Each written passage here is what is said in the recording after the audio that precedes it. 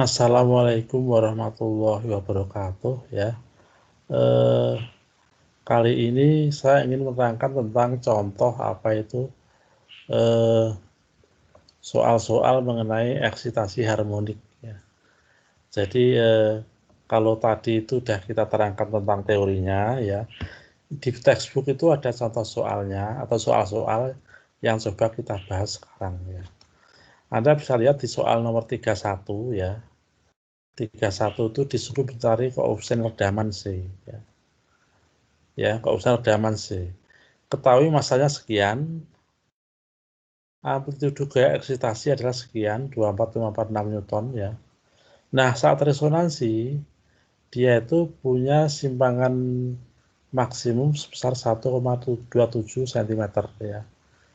Dan kita rubah menjadi meter ya, biar standar ya. Seperti itu. Ini adalah simpangan maksimum dari massa M saat resonansi ya.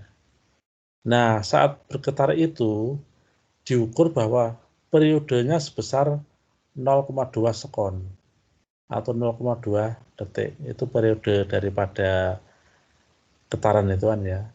Ini maka kita dapatkan frekuensi linearnya seperti 5 Hz ya, atau frekuensi angularnya 2 pf ya. Frekuensi sudut ya, atau 10 pi ya. 10 pi. 10 pi satuannya radian per sekon ya. Itu frekuensi ya. Frekuensi angular ya, sudut ya. Nah, dari rumus tentang resonansi, kita punya rumus seperti ini ya. Artinya adalah apa namanya tuh? Amplitudo resonansi adalah F0 bagi 2K zeta. Maka zeta sekian. F0 bagi 2K amplitudo resonansi ya. Nah, karena resonansi ya, maka nilai omega n frekuensi pribadi sama dengan frekuensi eksitasi ya. Sama karena resonansi. Yang mana frekuensi pribadi rumusnya adalah akar K per M. Sehingga K adalah M omega kuadrat ya. M-nya 1,95, omeganya atau omega n-nya adalah 10 pi ya. Ya, seperti ini. Nilai K-nya seperti ini ya. Kekakuan pegas ya. Nah, karena K sudah tahu ya, semua sudah tahu, maka kita masukkan aja ini. Ini F0-nya, ini 2, ini K-nya ya, K-nya, dan ini amplitudo resonansi ya. Amplitudo resonansi dari yang ini, rumus ini ya. Sehingga ketemu zeta-nya, rasio redaman, yang mana nilainya harus lebih kecil daripada 1. Supaya getaran itu memang betul-betul bergetar tuh zeta-nya harus di bawah 1 ya.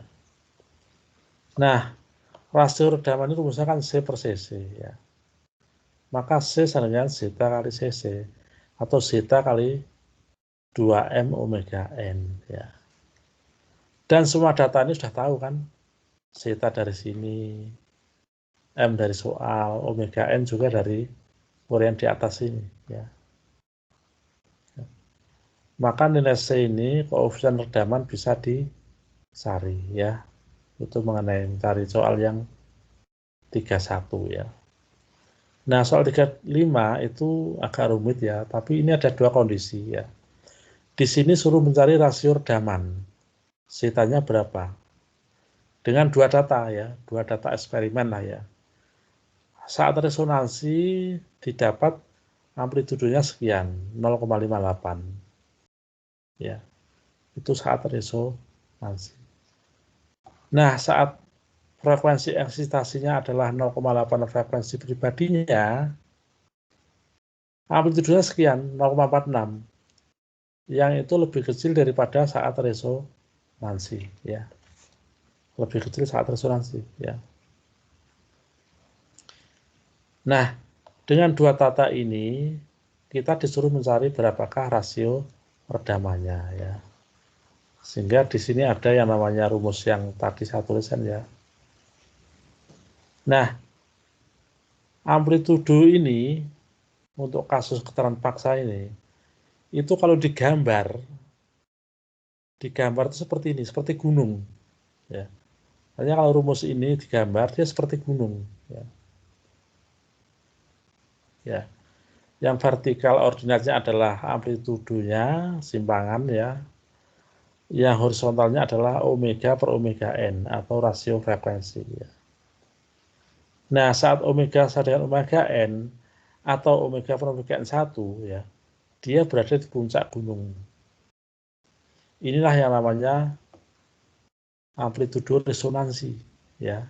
Yang besarnya di soal ini adalah 0,58 ya. Untuk kasus kedua, saat frekuensi eksitasi 0,8 frekuensi pribadi, amplitudonya adalah 0,46 ya di soal itu. Ya.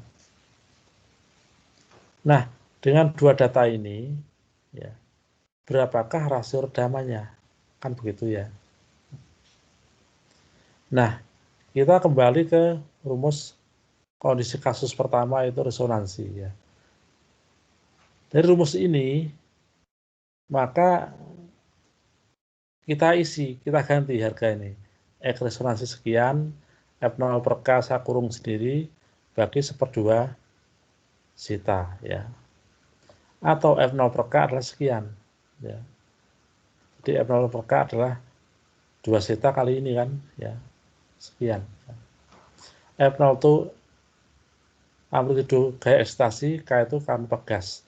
Yang ini nilainya tetap. Di soal ini tetap ya. Tidak tergantung frekuensinya, dia tetap ya. Nah, kasus kedua, kalau frekuensi ekstasi adalah 0,8 frekuensi pribadi ya, maka omega ini per omega ini kita ganti aja langsung dengan 0,8 ya. Ini ya 0,8. Jadi rumus yang rumit tadi ya. Ini ganti 0,8, ini ganti 0,8. Lah F0 per K diganti dengan apa ya? Ya diganti dengan ini. Ya. Nah ini ya, F0 per K diganti dengan ini. Ya. Lah yang 0,46 di ruas kiri kan ya. Nah, sehingga Anda tahu sekarang, persamaan ini tinggal zeta sendirian, lainnya tinggal angka-angka semua. Ya kan ya, angka-angka semua. Kalau dikuadratkan ya, agar akarnya hilang, itu harus dikuadratkan di kedua sisi. Sebelah kiri dikuadratkan, sebelah kanan juga dikuadratkan. Efeknya yang bawah ini jadi hilang, akar hilang ya, hilangnya akarnya hilang. Ada perkalian silang ya, maka nanti ini akan muncul suatu persamaan kuadrat fungsi daripada zeta ya, atau nanti kita ringkas seperti ini, A zeta kuadrat plus B zeta plus C 0. A, B, C bisa dicari kan ya, A itu angka semua, A angka, B angka, C angka ya. Anda kalikan dulu semua ini ya, nanti yang kuadrat dikumpulkan, yang zeta doang dikumpulkan, yang angka doang dikumpulkan, ketemu ABC, maka dengan rumus ABC kita bisa mencari nilai zeta, yaitu dia.